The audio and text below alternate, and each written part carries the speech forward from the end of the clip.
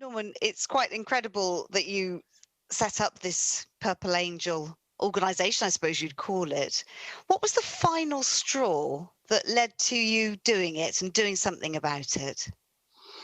I think it was when people kept telling me that there wasn't enough being done. There wasn't enough out there. There was lots of people talking about it, but not actually doing anything about it. And I think because the Purple Angel Dementia Campaign is all about action, and it's all about getting things done and following things up to make sure that they are done, but keeping it simple. But I think the crux of it was you get to a point where people say, we keep hearing this, but nothing's happening. And then we knew we had to do something about it. So we switched from the Torbay Dementia Action Alliance, which was a local group. We found the name Purple Angel through my co-founder, who actually designed the logo. We launched as a Purple Angel, and then because of our simple ways of looking at things and not trying to confuse people with science, it went all around the world. It took off. We were just absolutely amazed when it did take off. And Norman, how important is it, do you think, that people who indeed know what it feels like, indeed yourself, you have a form of dementia, don't you? How important is it, do you think, that everybody is involved, that you're not talked to, that you're part of it? I think that's a very, very touchy subject. I think everybody should be involved, including the people with dementia. So many people are doing it now. You know, so many people around the world. I mean, I'm only a youngster. I've had this disease 12 years, but some people around the world have had it 17 years, 19 years, and they're great ambassadors. But it still goes on. People do talk at you rather than to you. But we need to be involved even more. And I've been a great advocate of this kind of conference, of Zoom conferencing. And I would love to do more because I'm not as active as I was. But I would love to be more involved through the Zoom conferencing now.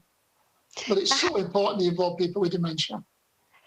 So how did you get the US connection? How did you get in contact with Kathy in Tennessee?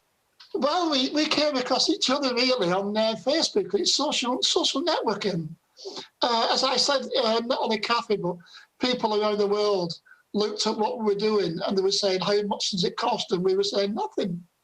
It doesn't cost anything. Raising awareness doesn't cost anything. You know, we're not selling anything. We're just trying to educate people.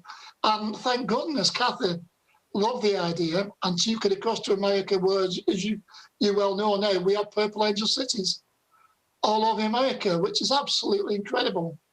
Which is amazing. I mean, Kathy, just tell us a little bit about your early experience of Dementia Campaign. Very different to Norman's. It is. I started out finding Norman on the internet. I found the Torbay Dementia Alliance, and I got in touch with him because I wanted to know how he got started. And from there, I went to a small Facebook page that said, let's make Knoxville dementia friendly. It eventually caught. My co-founder, Carolyn Pointer-Neal, contacted me and she said, let's do this. And she had connections all over Knoxville. So within a year, we had launched. Our website offers the information on how to start your own dementia-inclusive neighborhood. It has free educational materials, and we're available to help people. We don't expect them to call it Purple Cities. They can call their neighborhoods whatever they want. It's just, we want to get the word out. We want more and more neighborhoods to open up and include our neighbors with dementia. I mean, you've had a whole career, haven't you, dealing with people who have some kind of cognitive disorder, including dementia, and you obviously have real first-hand experience of knowing some of the frustrations that must go on. Oh, absolutely. When I started out as a nursing assistant, our whole focus for people with dementia was to keep them safe. And that meant they had almost no quality of life. They spent their days sitting in a wheelchair that confined them so that they didn't fall over. Nobody really knew how to approach. People learned over the last 30 years how to open those doors and how to keep people's dignity intact and how to, it's changed. Everything's changed so much. And I can still remember my light bulb moment when I had gone to a training and Tifa Snow was talking about connections and how to approach people with dementia. And it was like, I've been doing this all wrong. And from that moment on, things changed for me, and I've been trying to advocate for it ever since. I mean, so it was a real light bulb moment for you. It really was, yes. How different do you think the experience is, as far as you can tell, from how things are in the US to what's going on here in the UK? I don't think it's all that different. I think Norm has done a magnificent job, and without him, none of us would be doing what we do. He inspired the entire world, and it's become a worldwide organization, and that's solely and completely due to Norm. Without his leadership, I think we'd still be in the dark ages. And how open are people in the US, have you found, to making cities dementia friendly, to opening their hearts to realizing what's happened? They are much more open to it now than they were. I've seen here in Knoxville, I've seen groups start to do things like, we have something called SET, which is sharing experiences together, and it's support groups specifically aimed toward people in the early stages who are dealing with the journey together, and it's not caregivers, which is unusual. Most support groups tend to be for caregivers. So I've seen a complete change to focusing on people who have cognitive issues rather than just concentrating on the people who are trying to take care of them. We're much more open to independence. We foster a lot more codependence on people, less caregiving, more just support. Norman, you are obviously the hero of the day on this the achievement of this. But what do you think? Do you think here things have changed enough? No, not enough. I think things have changed. I think we'd be foolish to think that things hadn't changed, because they have. Because 10, 12 years ago, there was no memory cafes. There were no conferences that involved people with dementia. There were no groups of just people with dementia. You know, that things have changed massively within the UK, and all for the better. But as always, it's a job in progress. It's a job in progress. More needs to be done. And as anybody will tell you, my only bugbear is people are great at saying what needs to be done. But when I turn around and say, well, what are you actually going to do about it then? And it goes quiet.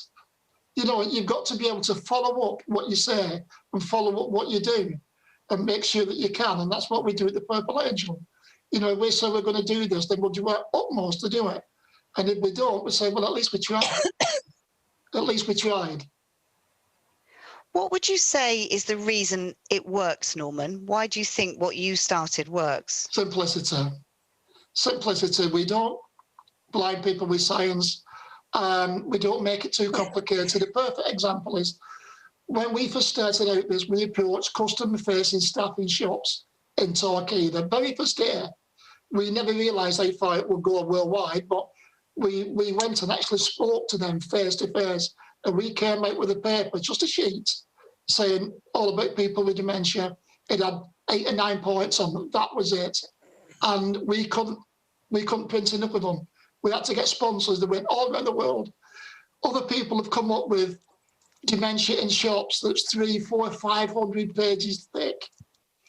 Now, common sense prevails. Will tell you shopkeepers and shop staff haven't got the time to read all these really big, thick books.